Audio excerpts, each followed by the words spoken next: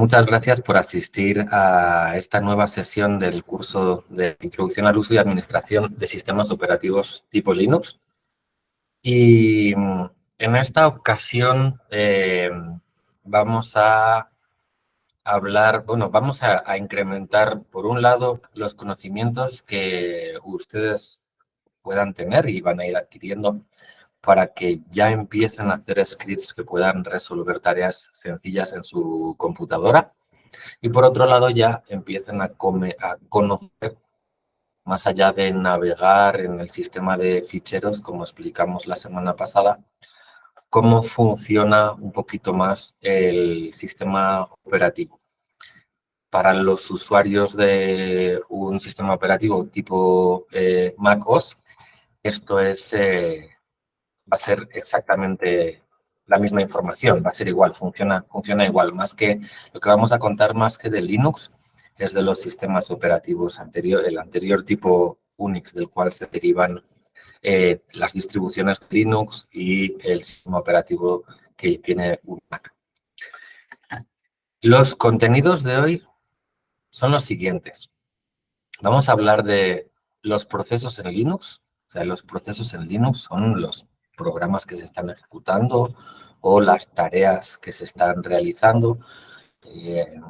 Aquella tarea que la computadora es un proceso de realizarse y que por lo tanto no ha terminado, no ha concluido, está activo.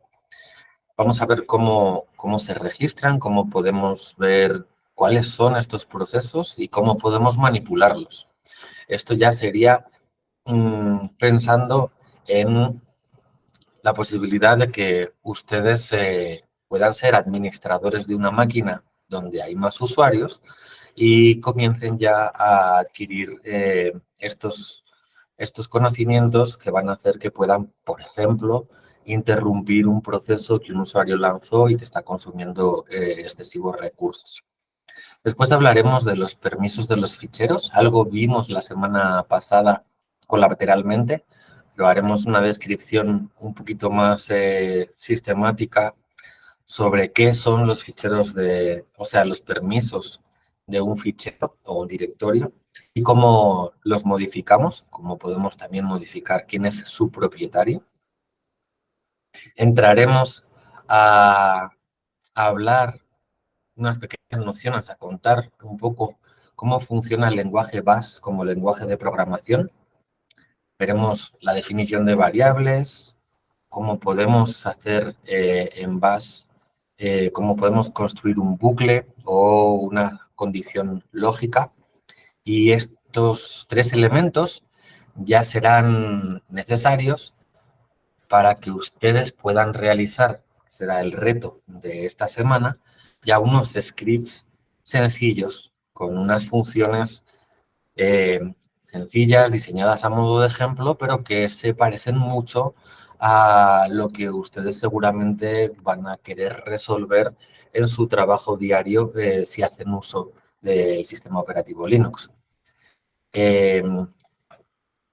Veremos muy brevemente, porque queremos ahondar un poco en ello, aunque solo nos tome medio minuto, cómo se definen y qué son las extensiones de los ficheros. Y después daremos la segunda parte de qué es un script y cómo podemos escribir un script, por ejemplo, que acepte o cómo accedemos a los argumentos de entrada cuando el script es ejecutado por línea de comandos. Y por último, veremos dos herramientas de filtrado de texto que vienen a completar la sección sobre filtrado de ficheros de texto que iniciamos anteriormente con el comando grep. Casi todas estas nociones que vamos a ver hoy las van a tener que usar y poner en práctica en el reto, que serán 3 ejercicios que describiremos rápidamente antes de terminar la sesión. Y si da tiempo, haremos un repaso de las cuestiones anteriores, no solo las dudas, obviamente, o problemas que hayan podido tener, sino las cosas que quedaron por repasar como las preguntas de la semana. A partir de la siguiente semana seremos un poquito más sistemáticos revisando los retos y preguntas de la semana pasada. Entonces, vamos a comenzar a hablar sobre los procesos en Linux. Y hay 3 comandos que nos van a resultar muy útiles para auditar y para manipular los procesos que están corriendo en nuestro sistema operativo, que son top, ps y kill. Kill de asesinar, de matar. O sea, es como deben de estar seguramente imaginando, es el comando que nos va a servir para interrumpir un proceso que está corriendo. Entonces, sin más, me acabo de dar cuenta que no estaba compartiendo la pantalla. Ok.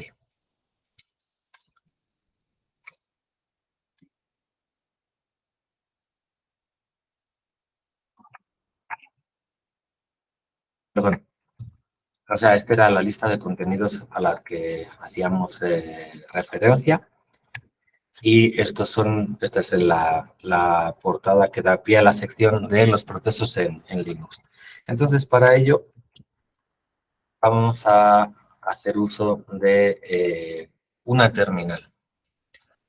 Como anteriormente, pueden encontrar una descripción de lo que en esta sesión vamos a estar comunicando y narrando en el contenido de la semana 4. Es el mismo guión de contenidos. Hay ejemplos aquí que seguramente no los vamos a ver, entonces sería recomendable que echaran un ojo antes de responder a los retos de la semana, cuya descripción de los ejercicios se encuentra en la sección reto semanal. Ok, entonces vamos a hacer una presentación de qué son los procesos y cómo se accede a la información de ellos. Si alguno de los participantes leyó el contenido de la semana pasada, había una parte de información que no daba tiempo de ser comunicada en la sesión, que era qué directorios encontramos en el directorio raíz de nuestro sistema operativo. Voy a ir al directorio raíz, cd espacio barra, y vemos una serie de directorios. La mayoría de ellos son los directorios que por defecto, o si no, muy similares, van a encontrar en su distribución de Linux o en el sistema operativo de Mac. Son fácilmente reconocibles a poco que uno tenga un poquito de experiencia de uso. Por ejemplo, el directorio Home será el directorio que albergará los directorios hogar de cada usuario. Si quieren encontrar una descripción de casi todos estos directorios, lo van a hacer en la página de contenidos de la semana 3. Y si no, iremos viendo sobre la marcha a lo largo de las sesiones alguno más de estos directorios. El día de hoy vamos a ver qué sucede en el directorio llamado proc de proceso. Tengo un ls para listar el contenido de este directorio y lo que ven a priori asusta, ¿verdad? Son un número bastante elevado de directorios llamados con unos dígitos por un número, ¿sí? Ahí aparecen más ficheros que tienen información sobre cuál es la gestión de los procesos que están corriendo, pero me gustaría que nos centráramos en estos directorios que tienen como nombre un número de n dígitos. Ok, vamos a entrar en uno, por ejemplo, en este que es 158680, al azar. Perfecto. Aquí lo que aparece, listando el contenido del directorio, es mucha información que debemos de conocer, es información relativa a un proceso que está ahora mismo ejecutándose. Ese proceso que se está ejecutando es reconocido y etiquetado por el sistema con un número entero. Ese número es este que aparece aquí en el directorio y se le conoce en la jerga de Linux como el número PID, P-I-D, que será la identificación de proceso, es el PID. Entonces, estamos viendo ficheros y directorios que tienen información sobre cómo está corriendo, quién lanzó, qué recursos están siendo consumidos por el proceso cuyo PID es 158680. ¿Sí? Vamos a ver, por ejemplo, qué hay en mem. Seguramente tengo que hacer un less como sudo, como superusuario. De hecho, me dice permiso denegado. Estoy ejecutando el less como superusuario. En este caso está vacío, no parece que haya ningún requisito del procesador. Lo único que sabemos es que parece que fue ejecutado en el directorio raíz. Podemos ver cuál es el estatus. Hay información sobre el estatus, seguramente cuál es el procesador que está corriendo. Obviamente, un usuario, digamos, o incluso un administrador con unos conocimientos básicos, esenciales para manejarse, pero de no mucha profundidad, no tiene por qué saber qué hay exactamente en cada uno de los ficheros, pero sí les quiero enseñar que todo lo relativo a un proceso se encuentra en un directorio cuyo nombre es el PID del mismo proceso y toda la información está ahí dentro. Vamos a recurrir interactivamente a estos ficheros para sacar información de un proceso, quién lo ha ejecutado,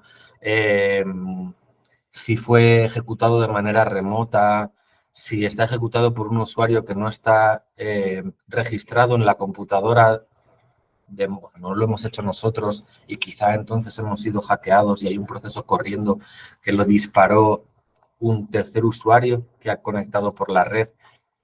No hace falta que accedamos a el directorio. Hay un comando que se llama top. Voy a hacer un clear. Hay un comando que se llama top que arroja en tiempo real información sobre los procesos. Esta es la salida de top. Ok. Que el tamaño sea suficiente. Aquí estamos viendo, lo repito, solo hice top, enter. Aquí estamos viendo qué procesos ahora mismo están activos, corriendo, y cuáles son los recursos que están consumiendo, además de cuál es su PID, quién es el usuario que lanzó esos procesos, y aparece algo más de información en la barra de arriba. Vamos a empezar por la barrita de arriba. Perdón. Aquí en la barrita de arriba aparece información de mi computadora. Dice que hay 438 procesos corriendo, de los cuales 437 están durmiendo y 436 ahora mismo, y oscila entre 1 y 2 activamente corriendo. No hay procesos zombie y no hay ningún proceso parado o detenido. Muchos de los procesos internos del sistema operativo Linux están, entre comillas, durmientes a la espera de ejecutarse periódicamente o de ser activados o disparados por otro proceso. Entonces, vamos a suponer que el proceso que está corriendo en el sistema, que da cuenta de mostrar en el icono de mi escritorio si la red a Internet está operativa o no, no está preguntándose constantemente si la red está operativa. Es posible que sea un proceso que se dispara cada segundo. Entonces, aparece como durmiente hasta que en ese momento se activa y vuelve a dormir, se activa y vuelve a dormir. También aparece aquí información sobre el porcentaje de las CPUs activo. ¿Sí? Voy a darle, este comando top es interactivo. Puedo modificar lo que visualizo con ciertas teclas. Voy a darle a la tecla 1. Estoy desplegando la información de qué recursos se están consumiendo por CPU. Mi computadora tiene 20 núcleos, entonces veo cómo con la barra espaciadora estoy forzando que se actualicen los datos. Entonces veo cómo no hay ningún núcleo, ninguna unidad de procesamiento que tenga un consumo mayor de 25 o 26%, y la mayoría de ellos, de los procesadores, ahora mismo están siendo desocupados. Repliego con la tecla 1 y vamos a ver qué quieren decir estas dos líneas. La primera línea me está hablando de la memoria RAM que tiene mi máquina. Mi máquina tiene 32 gigas de memoria RAM totales. Ok, de los cuales ahora mismo solo hay alrededor de 9 gigas libres. Hay 5 gigas de memoria activamente usados y hay una ocupación de 17 gigas en caché. O sea, por ejemplo, igual se han dado cuenta si usan el navegador Chrome de Google, que ahora en la última versión incluye un mecanismo para suspender, sin que el usuario lo sepa, una página web que no está siendo visualizada o usada.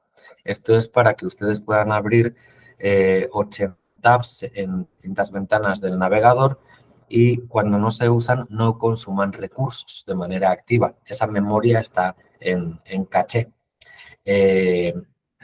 Entonces eso es lo que estamos viendo. O sea, yo esta caché la puedo limpiar, la puedo resetear con un comando de la terminal y liberar, si quiero, esta memoria. Todos los procesos que están en caché se deberían de reactivar para volver a escribir esa memoria y ser operativos. Lo segundo es la memoria swap. Hay muchas distribuciones de Linux, no sé cómo las últimas versiones de Mac gestionan esto, que recomiendan ya no usar memoria swap o que ya no es tan necesario. ¿Qué es la memoria swap? La memoria swap es una partición del disco duro que va a ser reservada, que ustedes no pueden escribir con ficheros, ¿no? Sino que es una pequeñita partición del disco duro que es reservada como memoria auxiliar de su memoria RAM de su computadora. Vamos a suponer que tienen ustedes 8 gigas de RAM en una laptop. ¿Qué pasará cuando los procesos que están ejecutando consuman los 8 gigas de RAM? La computadora va a empezar a comportarse de una manera muy lenta, va a probablemente ser inmanejable a la hora de hacer algo o recuperar información porque hay procesos del sistema que necesitan para operar recurrir a la memoria RAM y en ese momento la memoria RAM está llena y no pueden acudir a escribir y leer. Eso hace que no solamente esos procesos que ya habían escrito en la memoria RAM se vuelvan torpes, sino que el sistema operativo per se se vuelve torpe. Esos procesos no se están pudiendo ejecutar. ¿Cómo salvamos la situación? La situación la podemos salvar de la siguiente manera. Bueno, comprando más memoria RAM, ¿sí? Que no es cara, e instalándola en nuestra laptop, o dedicando, por ejemplo, 16 gigas del disco duro, al fin y al cabo, pues un disco duro, si no es de estado sólido, también es muy económico, dedicando 16 gigas a ser una memoria RAM auxiliar. Cuando se llenen los 8 gigas de la memoria de su computadora, empezará el sistema a recurrir a ese cajoncito con unos 16 gigas extras.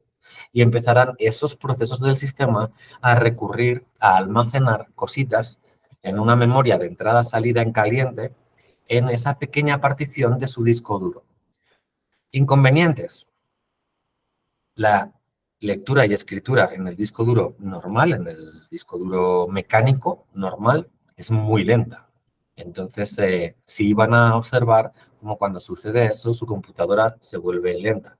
Si ustedes han dedicado esa partición de memoria swap en un disco duro de estado sólido, más caro, pero más rápido en lectura y escritura, casi no van a notar mucha diferencia.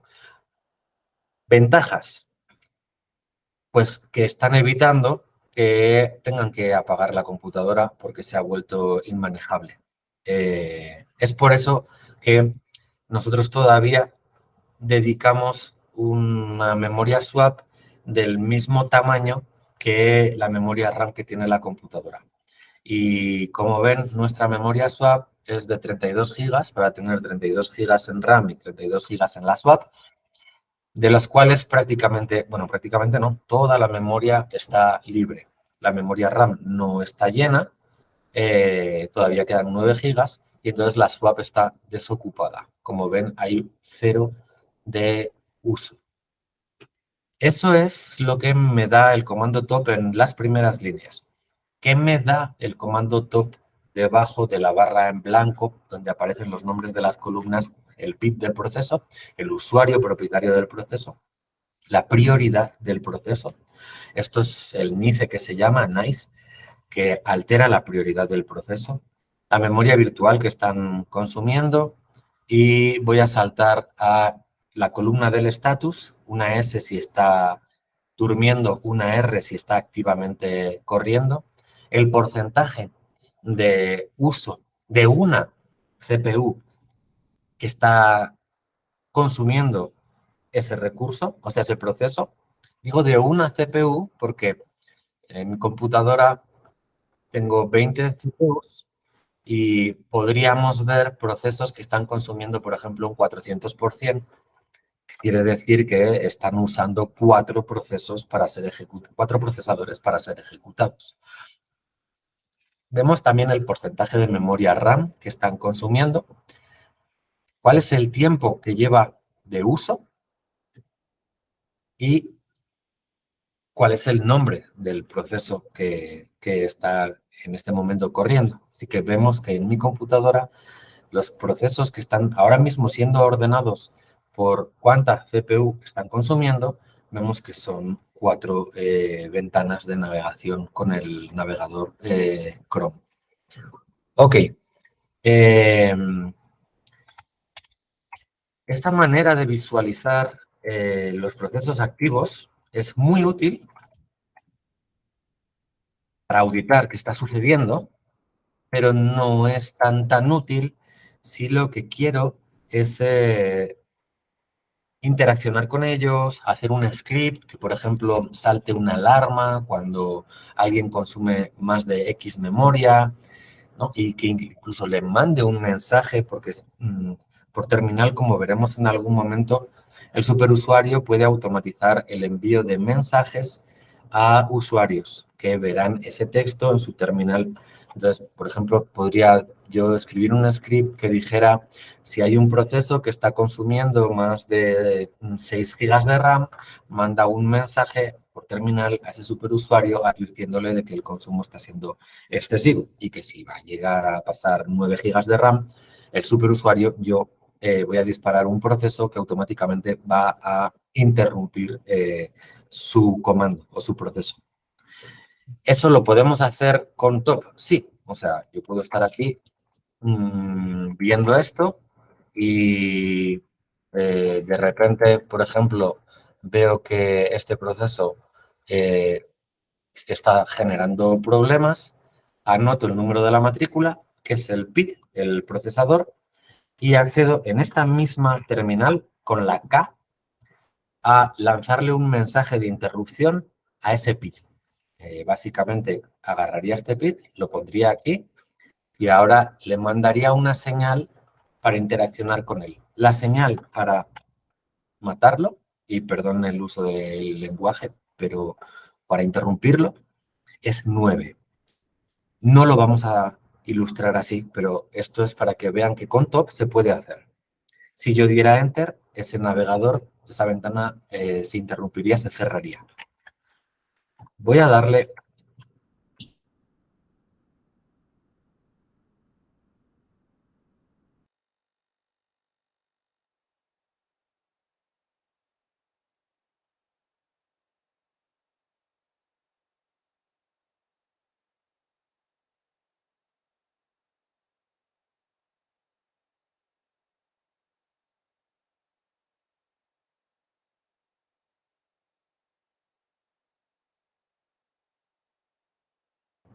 Hola, ¿pueden escuchar el micrófono?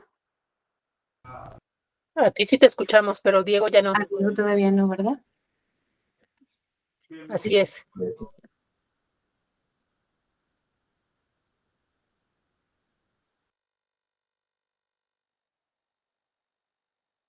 Estoy de vuelta, ¿verdad? Sí. Ok, no sé qué problema hubo.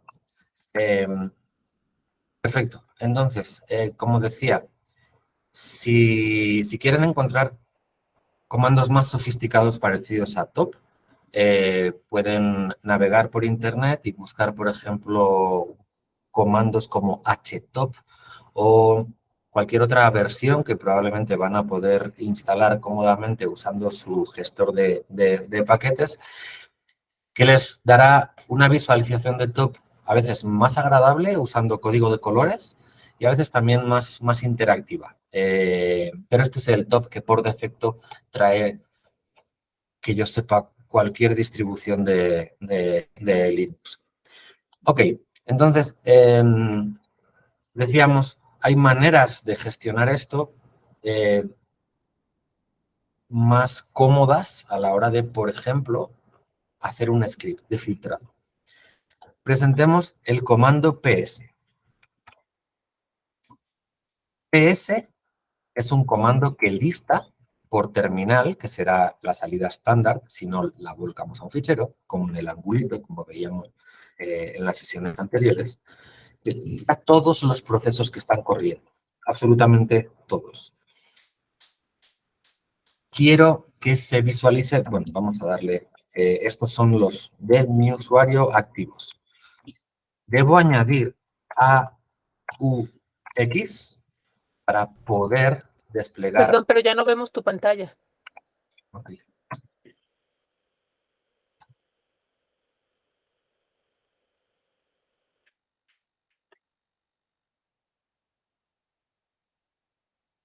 Ok, gracias. Entonces, decía que PS, el comando PS, va a ser quien me liste los procesos. Debo añadir AUX, las opciones AUX, para que no sean únicamente mis procesos, sino lo de todos los usuarios que están ejecutando procesos en el sistema. ¿Sí? Y la información con AUX va a ser muy completa. Si quieren ver qué otras opciones tiene el comando ps, pueden hacer --help o man ps -h o man ps. Okay. Y con man ps encontrarán qué otras opciones tienen. Yo siempre uso ps aux. Vamos a ver la salida del comando. Todos estos procesos están corriendo en el sistema operativo de mi máquina. Como ven, en la columna de la izquierda aparece quién es el propietario o quién los lanzó. Por ejemplo, este proceso de aquí, que tiene que ver con la tarjeta gráfica, fue lanzado por el superusuario. Este proceso de aquí, que tiene que ver también con la tarjeta gráfica, fue lanzado por un demonio, por un usuario, que es el usuario NVIDIA. Este proceso de aquí fue lanzado activamente por mi usuario. Sí, son muchos procesos, ¿cierto? Vamos a ver cómo podemos filtrar esto. Podemos, por ejemplo, preguntarnos cuántos procesos son ligados al programa Chrome. Entonces, sobre la salida, yo puedo recoger la salida y redireccionarla a la entrada de un nuevo comando. Vimos en la sesión anterior que el comando grep me ayuda a filtrar texto. Pues no tiene por qué ser texto únicamente de un fichero. Puede ser texto de una salida estándar que redirecciono con el símbolo barra vertical que en Linux se llama tubería o pipe. La salida de psaux la estoy redireccionando a la entrada de grep.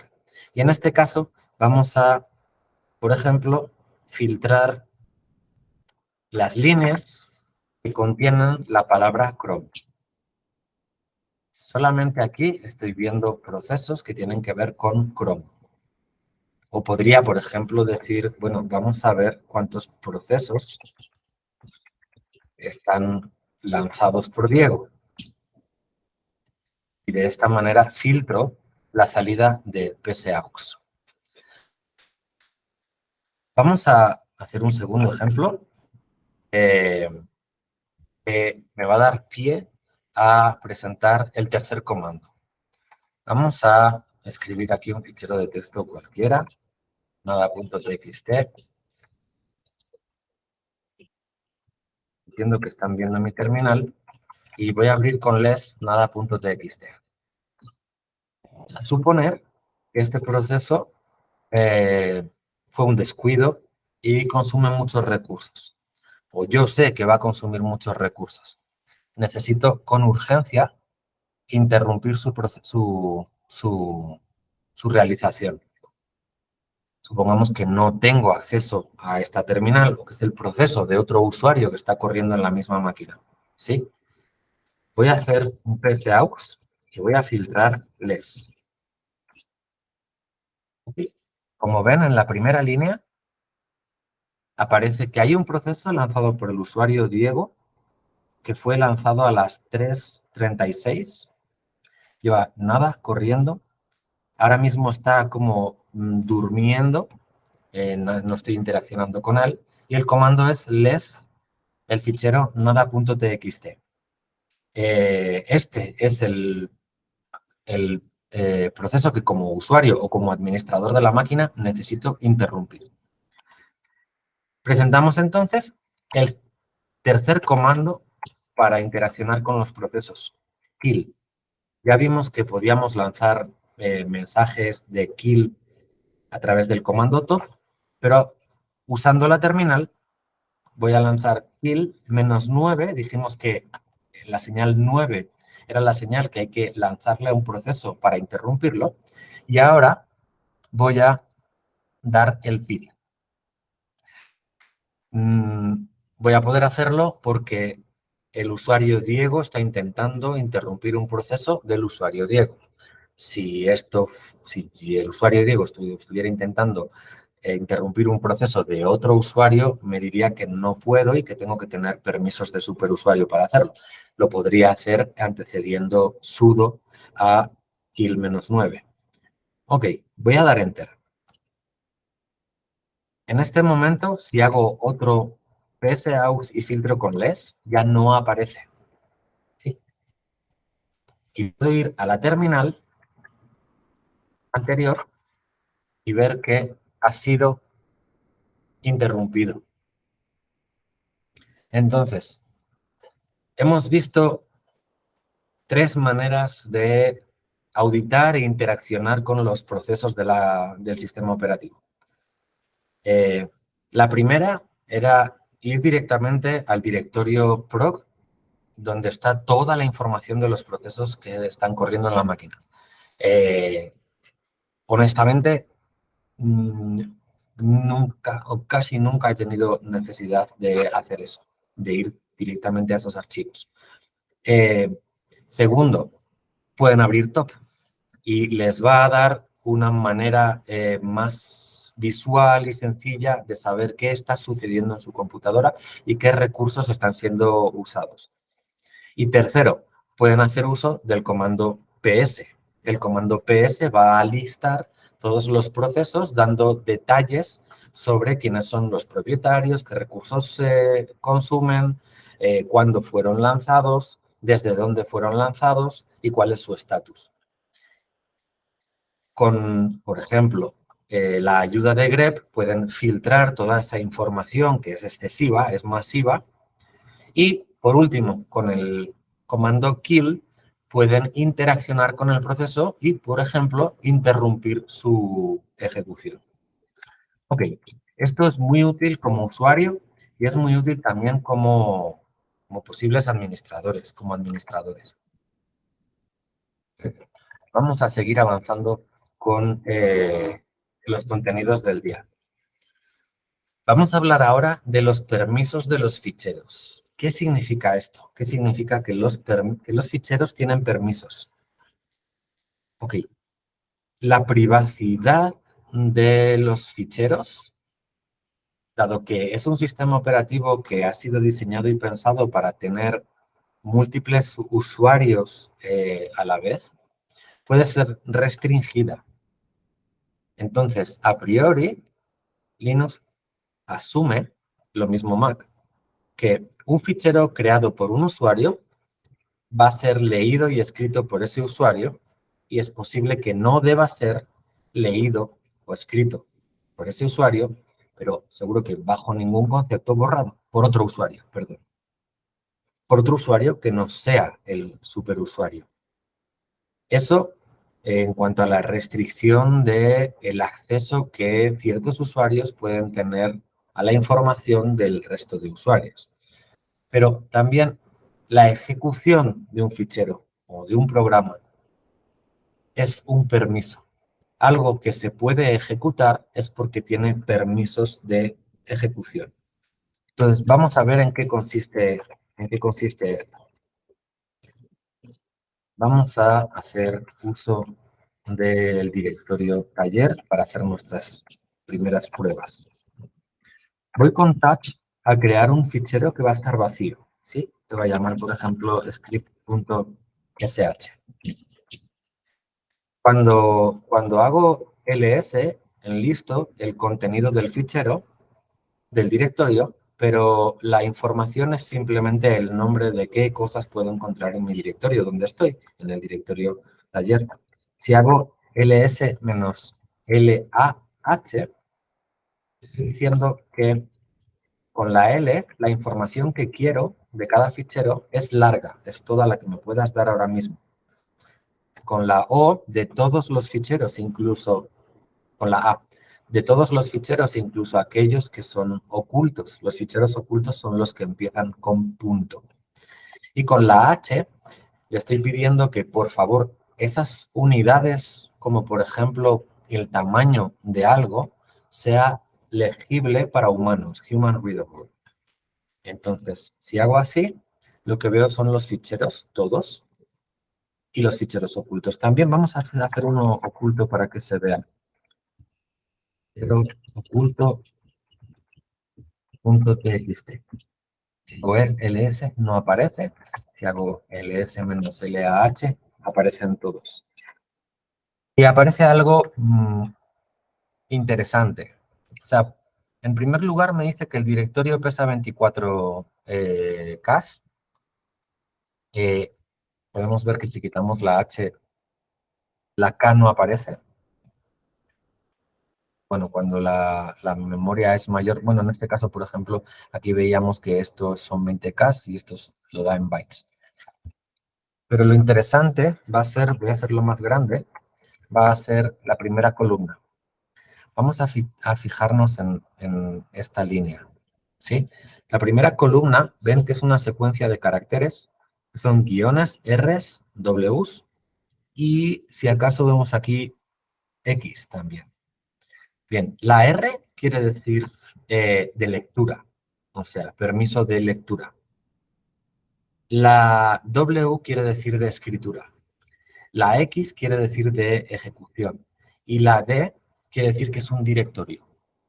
Entonces, el primer carácter va a distinguir los ficheros de los directorios y después vemos que la secuencia se repite. Es Son 3 caracteres para lectura, escritura, ejecución, 3 caracteres para, de nuevo, lectura, escritura, ejecución y otros 3 para lectura, escritura, ejecución. Si ven la R, quiere decir que tiene activados los permisos de lectura. Si ven un guión donde debería de ir una R, quiere decir que no tiene activados los permisos de lectura. Lo mismo sucede con la W y con la X. Ahora, ¿por qué está repetido 3 veces? Ok, porque hay 3 tipos de uso de un fichero. El uso que le da el propietario, el uso que le da el grupo propietario, que puede ser un grupo de usuarios, y el uso que le da el superusuario o todos. En este caso es todos. ¿Qué significa entonces? El primer nombre que aparece aquí es quien, usuario, creó y es propietario del fichero. El segundo nombre quiere decir cuál es el grupo propietario del fichero. Podrían ser distintos. Yo podría definir un grupo que tuviera un nombre, por ejemplo, equipo A. Aquí aparecería equipo A en la segunda columna y todos los usuarios adscritos a ese grupo, que veremos cómo se gestionan los grupos la siguiente sesión, tendrían permiso de ejecución la segunda terna. La primera de ejecución, los permisos correspondientes a la segunda terna.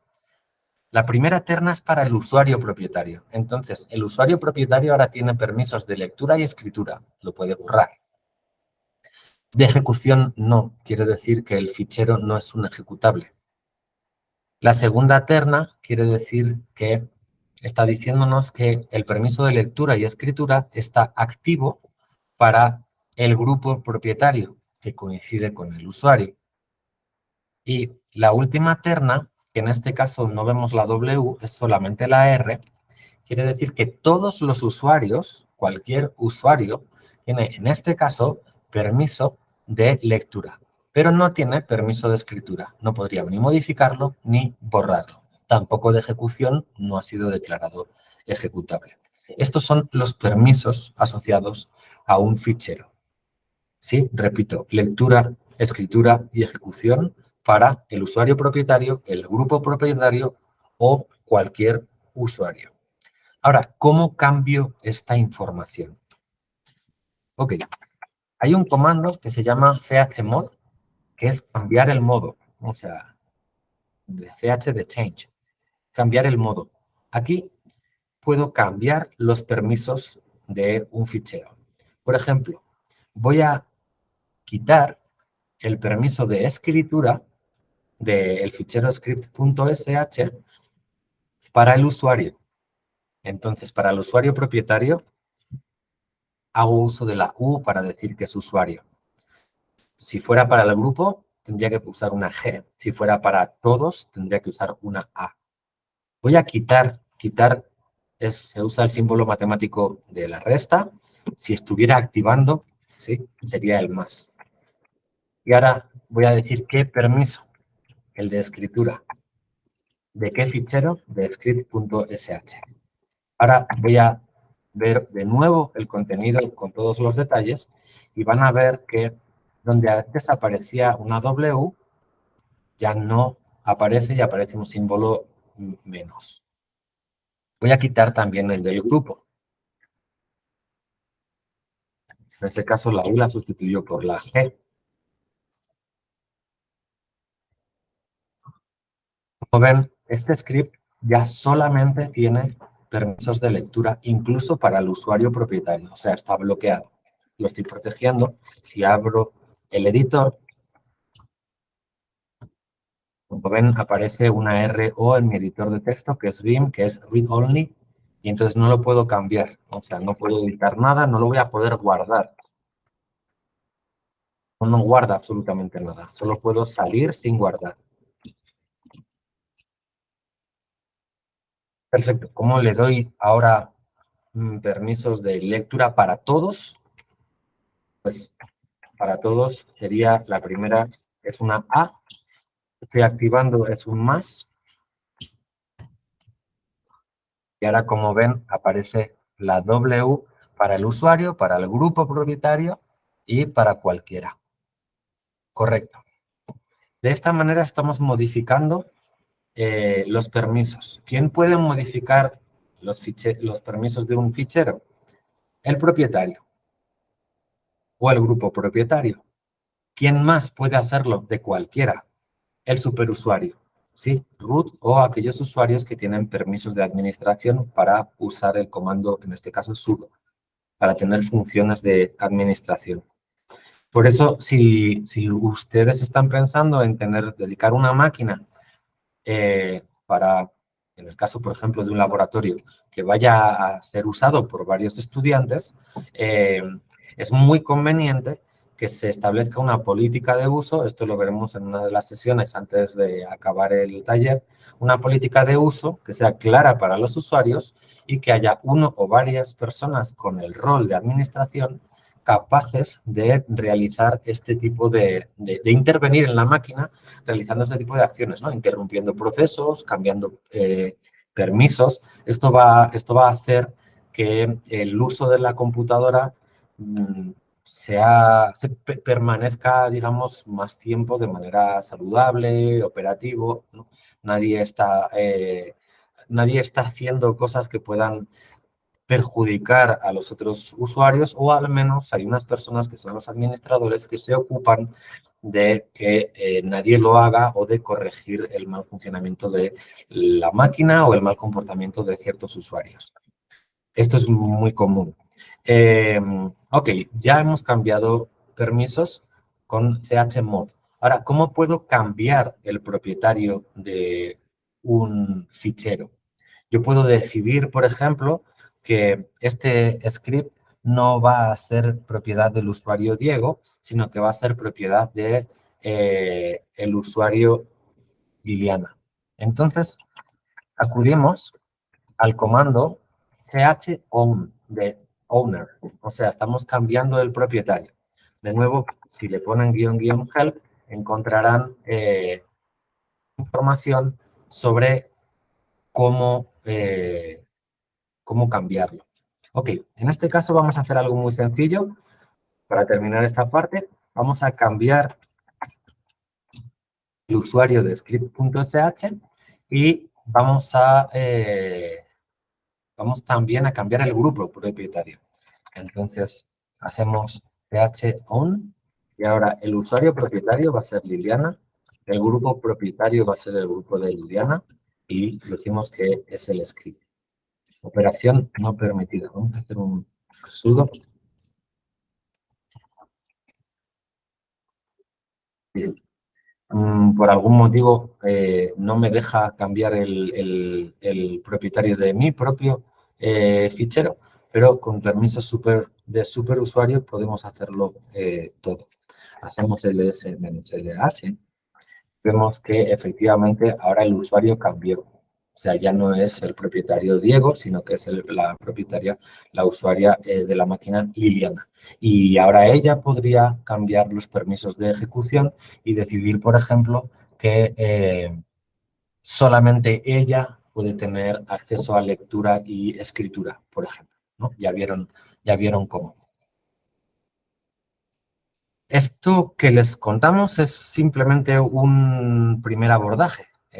Una primera acercamiento, o sea, ustedes tienen que usar estos comandos y buscar un poquito más información o simplemente empezar a usarlos y surgirán necesidades que harán que sigan aprendiendo. Ok, vamos vamos a meter ya las manos en harina. Vamos a hablar del lenguaje de Bash como lenguaje de programación. Y es posible que se nos vaya aquí ya el resto de la sección. En la terminal nosotros interactuamos con aparentemente un propósito de administración de nuestras tareas. Pero la terminal, el lenguaje de la terminal que nos permite eso, es también un lenguaje de programación. Esto va a hacer que cualquier tipo de tarea que que quiera realizar, ya sea como usuario o como administrador, sea programable.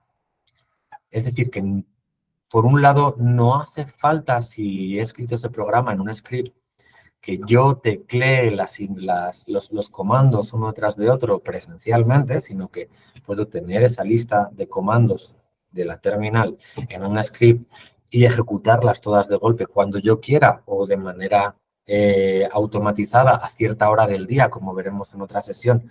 Podemos decirle con el comando cron que script.sh se ejecutará todos los días a las 12 de la noche, por ejemplo. ¿Por qué? Porque en script.sh vamos a poner los comandos como quien escribe un programa informático, como quien escribe un programa. Y ahora mismo solo saben comandos, pero ha llegado el momento de que conozcan también a realizar tareas sencillas con la sintaxis básica de cualquier programa informático o lenguaje de programación. Lo primero que uno debe de conocer en un lenguaje de programación es las variables y cómo se almacenan las variables. ¿Qué es una variable? Pues dicho rápido, para quien no participa o no participó en los talleres de Python, o sea, una variable es el lugar donde almacenamos, es un sector de la memoria donde almacenamos información.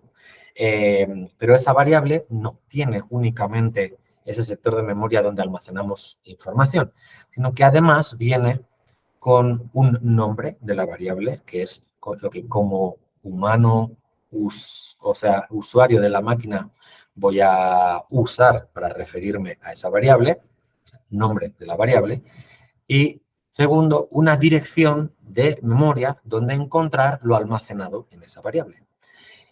Es como una dirección de correos. Yo le digo, he definido la variable var1 y entonces cuando invoco la variable var1, la computadora recurre a cuál es la dirección del sector de memoria donde está almacenado el valor de var1, va al sector de memoria, lo lee, rescata lo que hay y me lo retorna. Eso sería una variable. ¿Podemos hacer eso en la terminal? Fácilmente. De hecho, el sistema operativo funciona gracias a que hay muchos procesos que están programados en script, en este caso de bash, haciendo uso de la sintaxis que ahora mismo vamos a ver.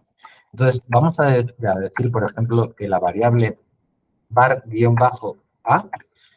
el valor, en este caso una cadena de caracteres que quiere decir patata. ¿Sí? Listo, solo le di al enter, ya quedó almacenado en memoria. ¿Sí? Puedo hacer, por ejemplo, var-b, en este caso no va a ser una cadena de caracteres, sino que va a ser un número entero, 6.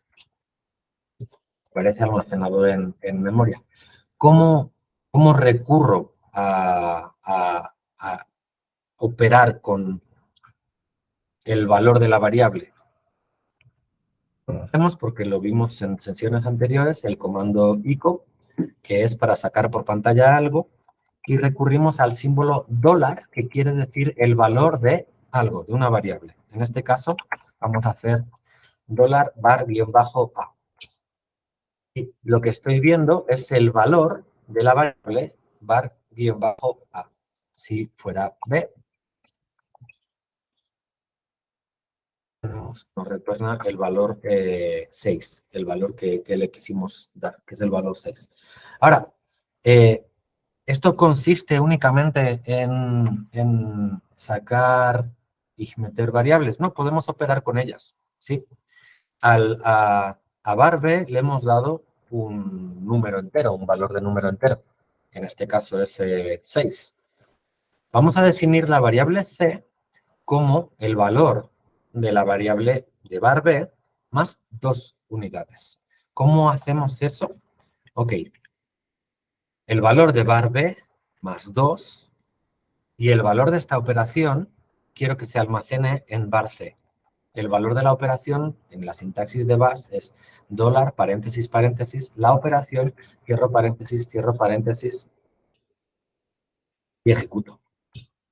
Listo. vamos a ver cuál es el contenido de la variable varc. Efectivamente, es 8. ¿Sí? Entonces, no solamente las variables sirven para almacenar información y recurrir a ella, sirve también para operar con esa información.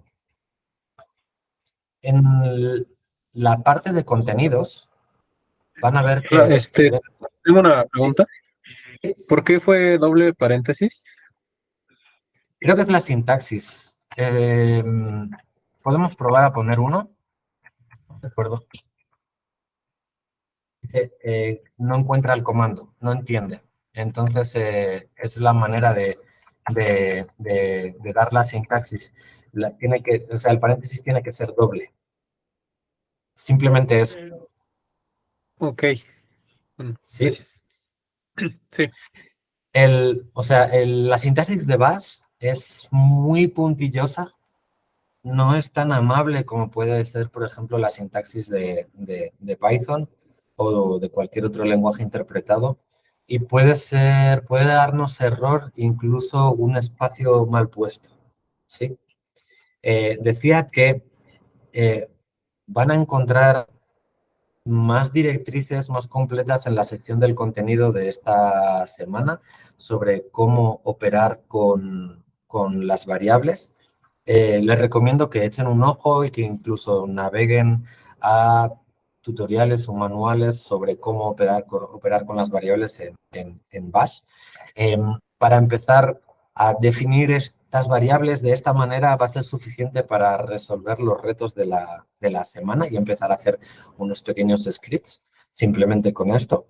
Y quiero indicarles antes de cerrar con las variables que existe un comando, se llama export en este caso, para visualizar y ver cuáles son todas las variables locales que tiene almacenadas mi usuario. Y nos vamos a llevar una sorpresa. Hay muchas variables que no sabía como usuario que existían, ¿sí? Por ejemplo, la variable home. Vamos a ver qué almacena la variable home. La variable home almacena el path de el directorio hogar de mi usuario. O, por ejemplo, podemos ver que almacena la variable user. Almacena mi nombre de usuario, ¿sí?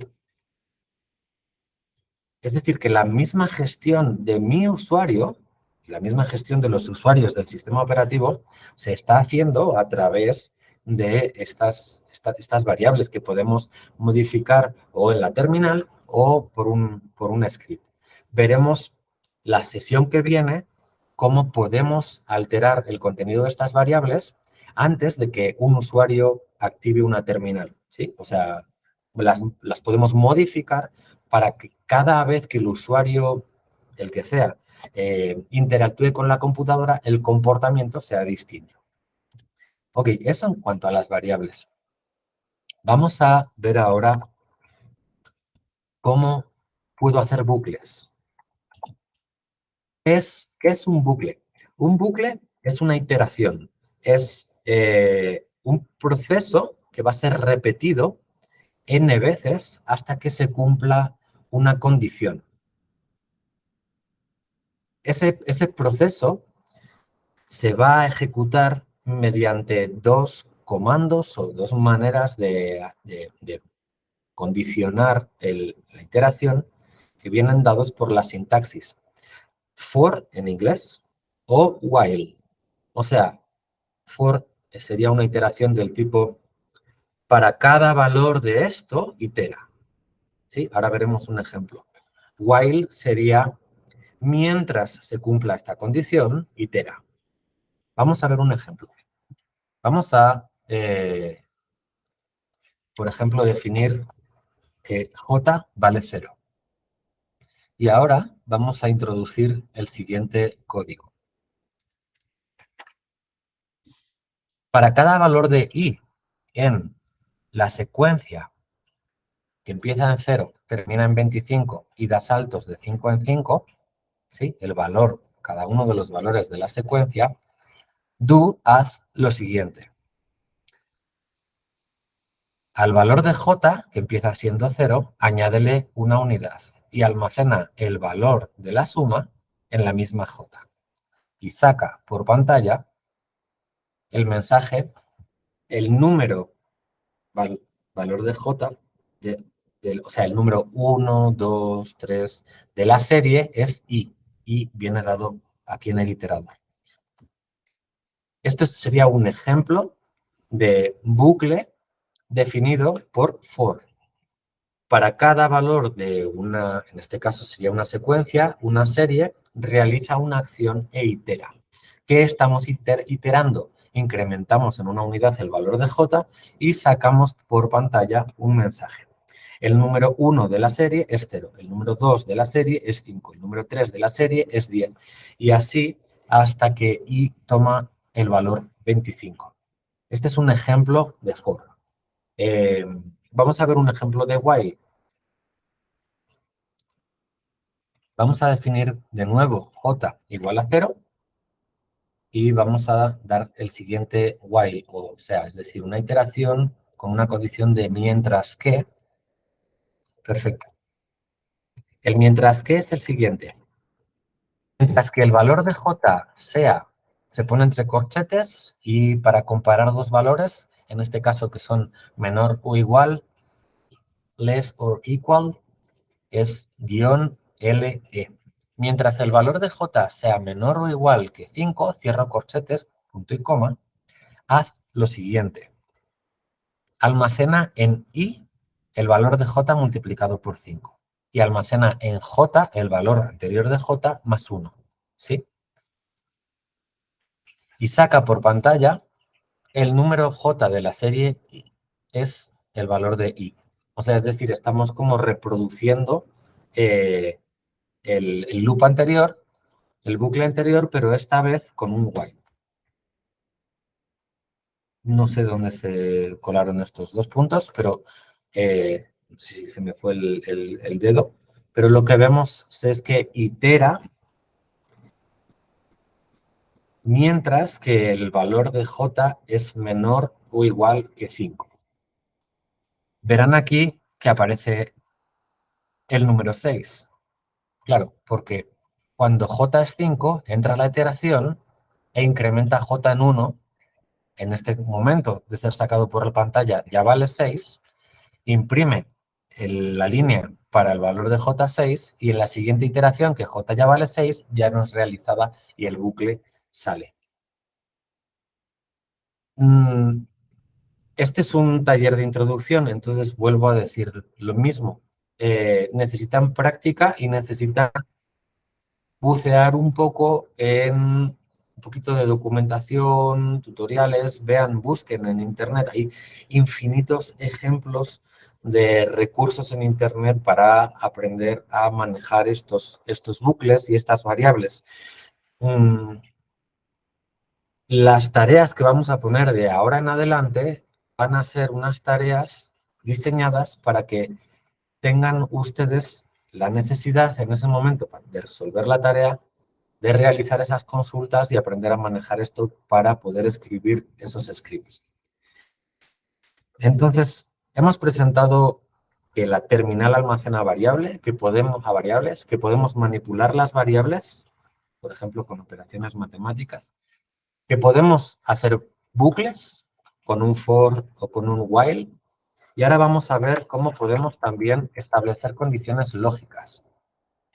Condiciones lógicas, si saben ya algún otro programa de lenguaje de programación, son estructuras de puertas lógicas. O sea, quiero hacer algo si sucede algo o quiero hacer algo si no sucede algo. Entonces, efectivamente, lo que vamos a usar es la sintaxis if. If me va a decir si sucede algo, entonces podemos añadir un haz esto, si no, haz esto, o podemos añadir un si no, si sucede esta otra cosa, haz esto otro. Ok, tienen un ejemplo que pusimos en la página de contenidos y para el ejemplo vamos a hacer uso del comando date. Date, por terminal, me da información sobre el momento en el que está la computadora, hora, fecha, día del mes, año, ¿sí? Puedo cambiar, pueden ver con date, espacio, help, pueden ver que tiene otras opciones de uso. Puedo cambiar el formato, por ejemplo, por el cual arroja información date, o puedo cambiar qué tipo de información quiero. En este caso, vamos a cambiar el formato añadiendo eso que vimos ahí, pero voy a hacer lo siguiente. Voy a almacenar en la variable día-de-la-semana la salida de date más esto de aquí. Lo único relevante aquí es que estoy almacenando la salida de un comando. Esto no lo habíamos hecho hasta ahora. Para eso tenemos que poner el comando entre estas comillas inclinadas. Voy a ver qué almacena el comando. Perfecto. Deberíamos de mirar cuál es la ayuda, pero creo que lo que está almacenando es cuál es el día de la semana, siendo lunes el 1, martes el 2, miércoles el 3 y así hasta el domingo, que sería el 7. Y ahora vamos a hacer una estructura lógica condicional y le vamos a decir si el valor de día de la semana es menor o igual que 4, entonces imprime por pantalla, muy bien, es día laborable y estás trabajando. Si no, sí. Y el si no, sí, se podría poner como else espacio if, pero se junta y es el if. O sea, sí. Podría ser else, if, pero la sintaxis es el if. Si no, sí, el valor de día de la semana es igual a 5, entonces imprime el mensaje es viernes, exclamación. Si no, si el día de la semana es menor o igual que 7, entonces imprime el mensaje, pregunta, ¿estás trabajando en fin de semana? Y si no se cumple ninguna de las condiciones anteriores, porque se ejecutan serialmente, primero la primera, y si no se cumple la segunda, y si no se cumple la tercera, entonces imprime el mensaje, tu semana tiene más de 7 días. Y claro, o sea, sabemos que esto no va a suceder, ¿sí? Voy a probar a ejecutar estas condiciones lógicas. Como el valor del día de la semana era 1, el mensaje que veo es, muy bien, es día laborable y estás trabajando. Somos conscientes de que esta presentación no es suficiente como para que ustedes empiecen a manejar y conozcan la sintaxis de Bash. Pero pensamos que sí es suficiente para que ustedes se hagan una idea de qué cosas podemos hacer aprendiendo a programar en Bash, qué posibilidades tiene. Y básicamente, con la definición de variables y la manipulación de variables, una definición de bucles y con unas condiciones lógicas a través de if, pueden hacer cualquier tipo de cosa y escribir cualquier tipo de script.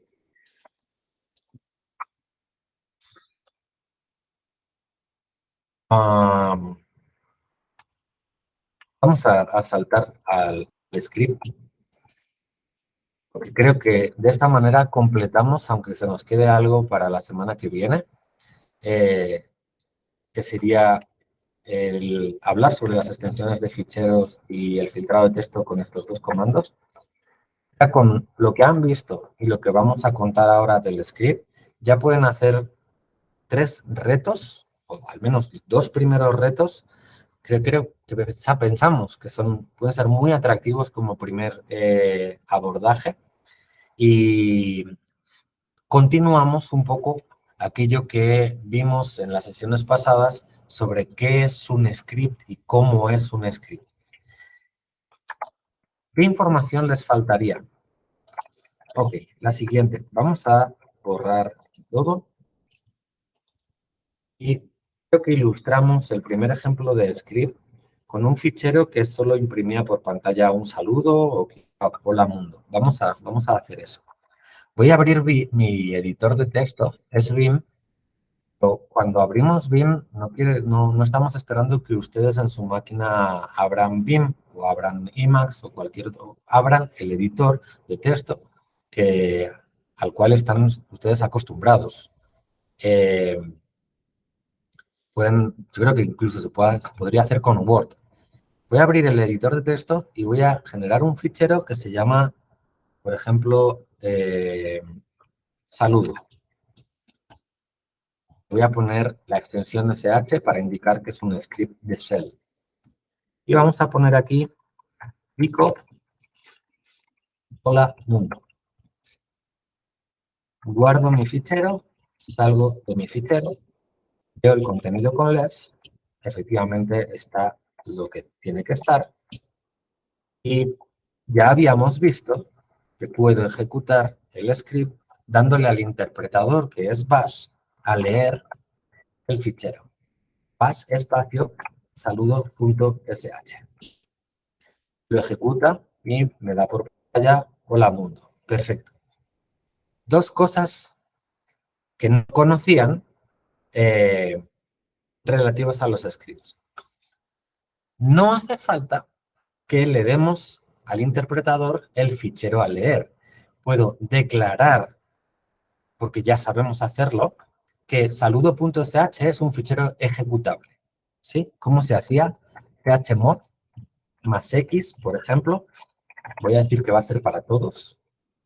Saludo.sh. En ese momento verán que en mi terminal cambió de color. O sea, los ejecutables en mi terminal los estoy sacando, los estoy viendo en verde, en lugar de en blanco, y además en una letra un poco más en negrita. Entonces, efectivamente, ahora tiene permisos de ejecución para el usuario propietario, el grupo propietario y para cualquier otra persona. Vale. ¿Esto puede ser ejecutable? Si lo ejecuto va a dar error. No sabe, no sabe la computadora quién es el interpretador de esto. La extensión del fichero no lo define. Yo pondría de llamarlo .py y eso no lo convertiría en un fichero de Python. ¿Cómo le indicamos quién es el interpretador que debe de leer esto? Se lo indicamos con una primera línea, que es la cabecera del fichero. La primera línea tenemos que indicarle con los símbolos gato, exclamación, quién va a interpretar esto. ¿Quién va a interpretar esto? Bash. Bash es un comando que en la computadora, en todas las computadoras de tipo Linux, está en un directorio, el directorio raíz, dentro del directorio llamado bin, y está bash. O sea, en bin están los binarios ejecutables en la máquina. Esta línea no será igual para los usuarios de Mac. Existirá bash, pueden intentar escribir un fichero de bash y ejecutarlo de esa manera, pero supongo que les va a resultar más conveniente aprender a manejar su interpretador por defecto, que será no bash, sino ZSH. Desde hace como 2 años, creo, o 3 años, Mac, desde una versión que creo que se llamaba, igual estoy diciéndolo mal, pero creo que se llamaba Carolina. Después de esa versión, Mac decide cambiar el interpretador por defecto, que era Bash, por uno más moderno, que es ZSH. Esto no ha sucedido así en el resto de distribuciones de Linux. Siguen manteniendo por defecto Bash, si bien se pueden instalar otros interpretadores. Si a alguien le gusta Fish o a alguien le gusta ZSH y está trabajando en una distribución de Linux, puede instalarlo y hacer que su terminal use ese interpretador por defecto. En nuestro caso es Bash. De esta manera, cuando la computadora lea este fichero, lo primero que va a encontrar es quién es el interpretador que tiene que ejecutar el resto de comandos. Y ahora sí, dado que está declarado como ejecutable, para ejecutar algo por terminal es // y el nombre del fichero. Y ya estamos ejecutando el script sin invocar al interpretador. Aparece en la cabecera del fichero. Hay otro ejemplo un poquitito más complejo en el texto del contenido de la semana. Segunda cuestión, brevemente, en 2 minutos, que deben aprender del script. hay nombres de variables que están prohibidos. Por ejemplo, los números. No es conveniente usar nombres de variables dentro del script que sean números.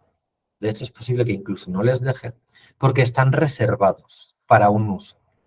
Y ese uso es el siguiente.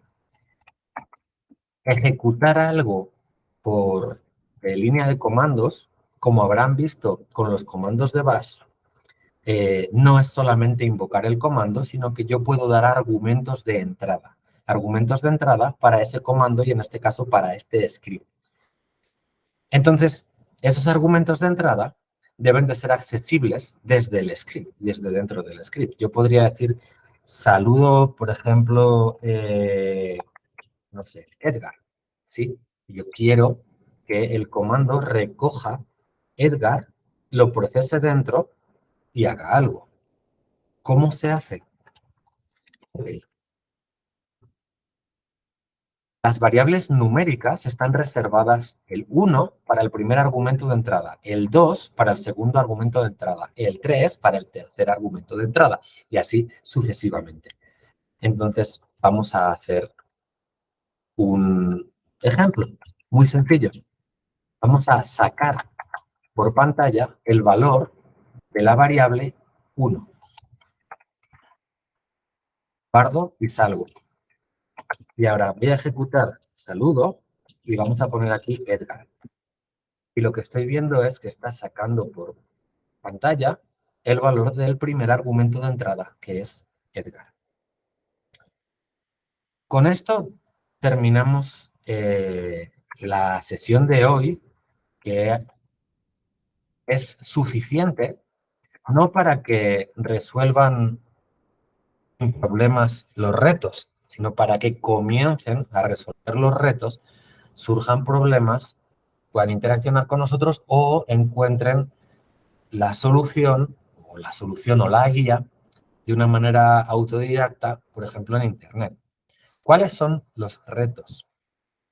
Están en la sección reto semanal de la semana 4 y el primer reto es, con las indicaciones que hay aquí, son suficientes, escribir un script que convierta todos los ficheros de extensión JPG, en este caso serán imágenes, a PNG.